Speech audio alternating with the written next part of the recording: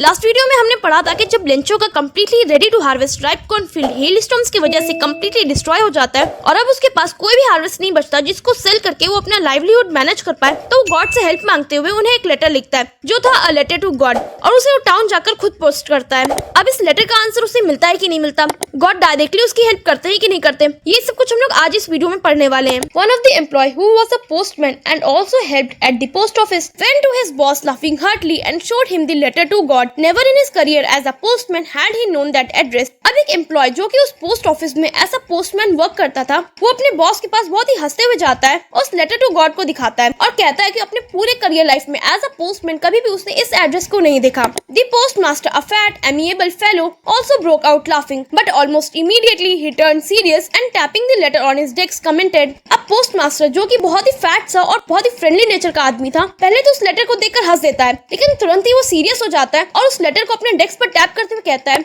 What faith! I wish I had the faith of the man who wrote this letter, starting up a correspondence with God। यानी उस letter को देखकर वो बहुत ही inspire होता है और कहता है कि क्या फेथ होगा उस आदमी का जिसने इस लेटर को लिखा, जो कि डायरेक्टली गॉड से बात करने के लिए था, और वो विश करते हैं कि काश उसका भी फेथ गॉड पे इतना ही स्ट्रांग होता। So in order to not to shake the writer's faith in God, the postmaster came up an idea, answer the letter, but when he opened it, it was evident that to answer it he needed something more than goodwill, ink and paper. अब postmaster सोचता है कि उस letter के writer यानी Lencho का faith ना टूटे, इसके लिए उस लेटर को आंसर करेगा, बट जैसे ही वो एनवेलप को खोलता है उसको ये समझ में आ जाता है कि उस लेटर को आंसर करने के लिए उसे सिर्फ गुडविल, इंक या पेपर की नीड नहीं है, बल्कि उसे मनी की भी नीड पड़ेगी, क्योंकि लेंचो ने इस लेटर में यही मेंशन किया था कि उसे 100 पेसोस की नीड है अपने फील्ड को दोबारा से शो करने के लिए। But he stuck to his resolution, he asked for money from his employees, he himself give a part of his salary and several friends of his were obliged to give something for an act of charity.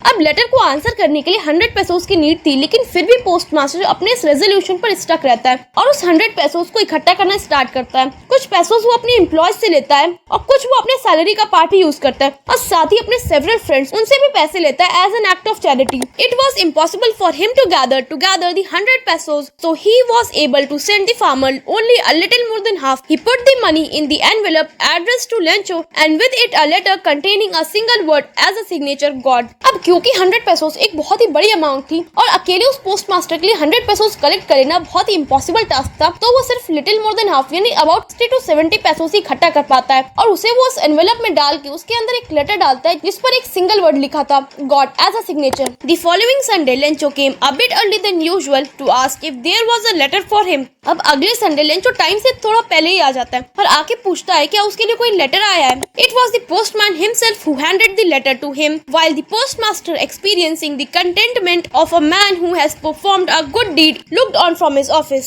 अब खुद postman ने उस letter को Lencho को hand over किया और postmaster अपने इस पूरे काम से बहुत ही कंटेंटमेंट फील कर रहा था, यानी सेटिस्फैक्टेड फील कर रहा था, जैसा कि नॉर्मली हम लोग को गुड डीड यानी अच्छे काम करने के बाद फील होता है। Lencho showed not the slightest surprise on seeing the money, such was his confidence. अब जैसे ही लेंचो उस एनवेलप को खोलता है और उसके अंदर मनी देखता है या अपने लेटर के आंसर को देखता है, तो लेंचो इस चीज से बिल्कुल भी सरप्राइज नहीं होता। उसका कॉन्फिडेंस इतना स्ट्रॉन्ग था कि उसे पता था कि उसके लेटर का आंसर आना ही आना है। But he became angry when he counted the money. God could not have made a mistake nor could he have denied Lencho what he had requested. अब जैसे ही लेंचो उस एनवेलप को खोलता है और उस मनी को काउंट करता है, तो लेंचो बहुत ही गुस्सा हो जाता है क्योंकि इस एनवेलप के अंदर पूरे 100 पेसोस नहीं थे और उसको पता था कि गॉड कभी भी मिस्टेक नहीं कर सकते और साथ ही वो लेंचो की इस रिक्वेस्ट को कभी भी डिनाई नहीं करते। तो ये बाकी के पैसे कहाँ गए? Immediately Lencho went to the window to ask for paper and ink.